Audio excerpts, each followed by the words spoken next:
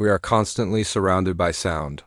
We even have a highly specialized opening in our heads for making sounds that may be meaningful to other people. We communicate through sound. In fact, it is our major means of communication. When we disturb the air in any way, we create sound. The slightest motion of our bodies disturbs the air around us, and we produce sound. When we raise our hand, we compress the air in its way, and that compressed air front will travel away from us at the speed of sound, which in air is about 740 miles per hour. When we make periodic movements with our hand, the sound becomes a note. By sound we mean here any random acoustical disturbance that may be composed of many different frequencies. A note, on the other hand, is the sound of a single frequency. We call this kind of sound infrasound, that is, sound below our level of perception. However, when a fly or a mosquito beats its wings, it does it fast enough and we sure can hear it. The rapid flapping of its wings produces evenly spaced compressions and rarefication of the air that become audible to us. In short, a fly or a mosquito is producing a sound or a note. Let us try to make sound in a less obvious way. We shall take a short piece of wire, connect both its ends to a battery through a switch, and close the switch. We were told in school that three things happen. 1. That electrical current will run from one side of the battery to the other. 2. That a magnetic field perpendicular to that current will shoot out and expand all the way to infinity at the velocity of light, which is about 186,000 miles per second. And 3. That the wire will heat up slightly. They probably did not tell us. 4. That when the wire heats up, it expands, and by so doing it will clearly force the air out of its way and make a kind of sound. Or 5. That as the mass of the wire is accelerated in this way, it will produce gravitational waves, since any time a mass is accelerated, it will broadcast gravitational waves which will again expand to infinity at the velocity of light. Some will say that the gravitational waves will certainly be almost infinitesimally weak, but that does not worry us as long as they are there. So our action of closing the switch has been broadcast, theoretically at least, to the outer limits of the atmosphere around the Earth due to the movement of the air, and was broadcast all the way to the end of the universe by the expansion of the magnetic field around the wire and by the gravitational wave due to the wire's acceleration. The purpose of this example is to show how in principle even our smallest, most insignificant actions will be broad, cast far and wide, and thus influence something or someone, whether that something or someone is aware of it or not. We should look now at other effects of sound. If we stretch a string on a frame, then pluck the string in the middle of its length, we shall see the outline of the string in the extreme positions of its movement. It forms two symmetrical arcs as shown. These are standing waves. We get such waves only when plucking the string at distances that will divide the string into integral numbers. The frame length corresponds to half a wave, while in Figure 2b the frame accommodates a full wavelength. The string has a point in the middle at which the string is at rest, and two more points at which it is attached to the frame. Such points of rest are called nodes. All the other points of the string are vibrating up and down. When the nodes along the string appear stationary and fixed while the rest of the string is vibrating, we call such a behavior a standing wave. Suppose we now take a thin sheet of metal, clamp it at one edge so that it stays in a horizontal position.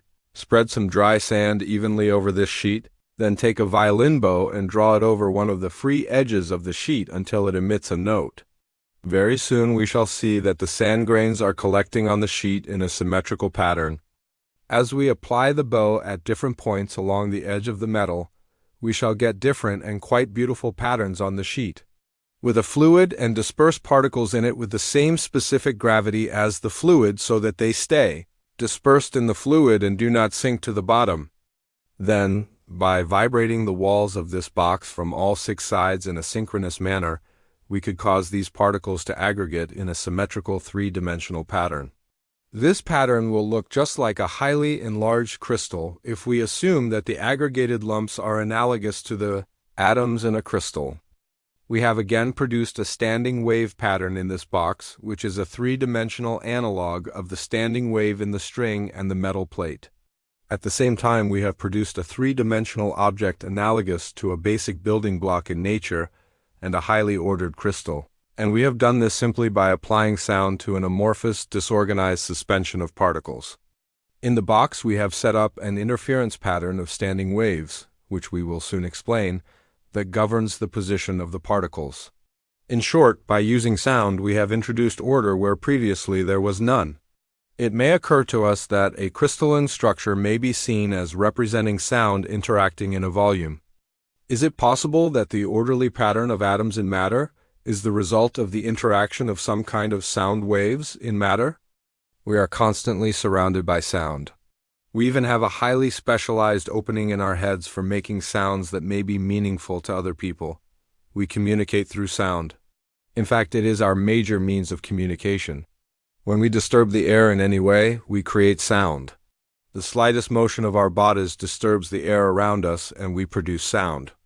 When we raise our hand, we compress the air in its way, and that compressed air front will travel away from us at the speed of sound, which in air is about 740 miles per hour. When we make periodic movements with our hand, the sound becomes a note. By sound we mean here any random acoustical disturbance that may be composed of many different frequencies. A note, on the other hand, is the sound of a single frequency. We call this kind of sound infrasound, that is, sound below our level of perception. However, when a fly or a mosquito beats its wings, it does it fast enough and we sure can hear it.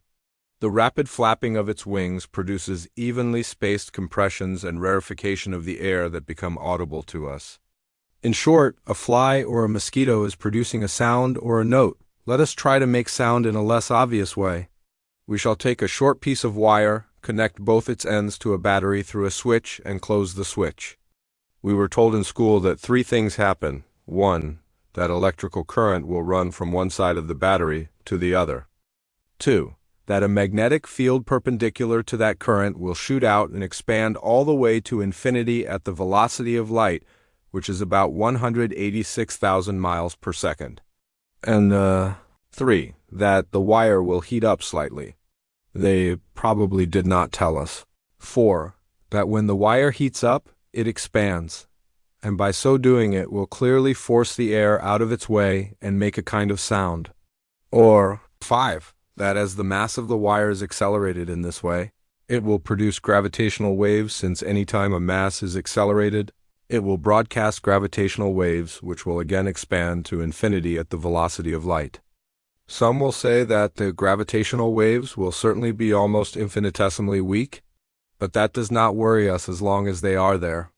So our action of closing the switch has been broadcast, theoretically at least, to the outer limits of the atmosphere around the Earth due to the movement of the air, and was broadcast all the way to the end of the universe by the expansion of the magnetic field around the wire and by the gravitational wave due to the wire's acceleration. The purpose of this example is to show how in principle even our smallest, most insignificant actions will be broad, cast far and wide, and thus influence something or someone, whether that something or someone is aware of it or not. We should look now at other effects of sound. If we stretch a string on a frame, then pluck the string in the middle of its length, we shall see the outline of the string in the extreme positions of its movement. It forms two symmetrical arcs as shown. These are standing waves. We get such waves only when plucking the string at distances that will divide the string into integral numbers. The frame length corresponds to half a wave, while in Figure 2b the frame accommodates a full wavelength. The string has a point in the middle at which the string is at rest, and two more points at which it is attached to the frame. Such points of rest are called nodes. All the other points of the string are vibrating up and down. When the nodes along the string appear stationary and fixed while the rest of the string is vibrating, we call such a behavior a standing wave. Suppose we now take a thin sheet of metal, clamp it at one edge so that it stays in a horizontal position. Spread some dry sand evenly over this sheet, then take a violin bow and draw it over one of the free edges of the sheet until it emits a note. Very soon we shall see that the sand grains are collecting on the sheet in a symmetrical pattern. As we apply the bow at different points along the edge of the metal, we shall get different and quite beautiful patterns on the sheet, with a fluid and disperse particles in it with the same specific gravity as the fluid so that they stay dispersed in the fluid and do not sink to the bottom. Then, By vibrating the walls of this box from all 6 sides in a synchronous manner, we could cause these particles to aggregate in a symmetrical 3-dimensional pattern. This pattern will look just like a highly enlarged crystal if we assume that the aggregated lumps are analogous to the atoms in a crystal. We have again produced a standing wave pattern in this box, which is a 3-dimensional analog of the standing wave in the string and the metal plate. At the same time, we have produced a 3-dimensional object analogous to a basic building block in nature and a highly ordered crystal. And we have done this simply by applying sound to an amorphous, disorganized suspension of particles. In the box, we have set up an interference pattern of standing waves, which we will soon explain, that governs the position of the particles. In short, by using sound, we have introduced order where previously there was none. It may occur to us that a crystalline structure may be seen as representing sound interacting in a volume. Is it possible that the orderly pattern of atoms in matter is the result of the interaction of some kind of sound waves in matter? Interference patterns and beat frequencies. In order to clarify what an interference pattern is, we have to learn 2 additional properties of sound in its different forms. 1. Constructive and destructive interference. And 2. Beat frequencies. Let us take the first one. You will see what happens when 2 wave patterns of identical frequency and amplitude or wavelength meet. Let's try to superimpose them on each other. We see that the hills and valleys of the frequencies in rows and B match each other. If we superimpose them by measuring their heights or amplitudes from their respective baselines, then we find that hill matches hill and valley matches valley. And when added up, they produce a waveform twice the height of the original waveforms, as shown in row C. This is known as constructive interference because it builds up the amplitude. If we now look at figure 7b, we find that hills match valleys and valleys match hills. And if we add them up, we shall find that they cancel each other out, as the flat line in row C indicates. This is known as destructive interference. This is what is happening in our pan of water. If we look at the ripples in the ice sheet, we shall find that where hill meets hill, we end up with a hill, double the original wave height, and where hill meets valley, we find just a flat spot. This is the nature of an interference pattern. However, many forms of interference patterns are possible. We may have them in a single dimension, as when we vibrate a string, or in 2 dimensions, as in our flat pan, or in 3 dimensions. Beat frequencies. Now that we know what an interference pattern is, it will be relatively easy to understand a beat frequency. In figure 7c, we see a frequency in row I, let us say it is 50 cycles per second, and a frequency in row B, which let us say is 60 cycles per second. If we add them up as we did before, we shall discover an interesting phenomenon. Row C shows the result of adding the 2 frequencies. What we see is a pearl-shaped waveform superimposed on top of our A and B waveforms. Starting from the left, we see that in row C the amplitude, wave height, is low where the hills and valleys oppose each other and high where both waveforms coincide or reinforce each other, which results in constructure interference. The wave patterns are said then to be in phase, to use a technical term.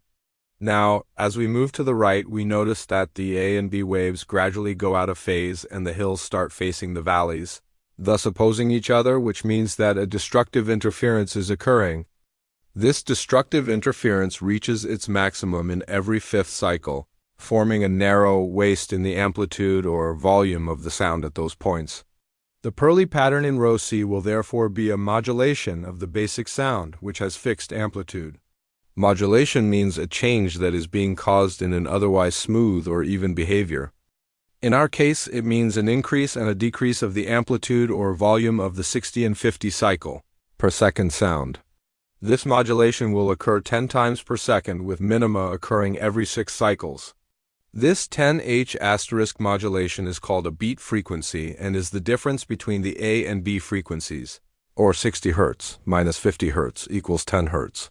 Were we to make a 10 cycles per second sound in B, a 12 cycles per second sound, we would then have a 2 minus 10 equals 2 cycle per second beat frequency imposed on these 2 basic frequencies.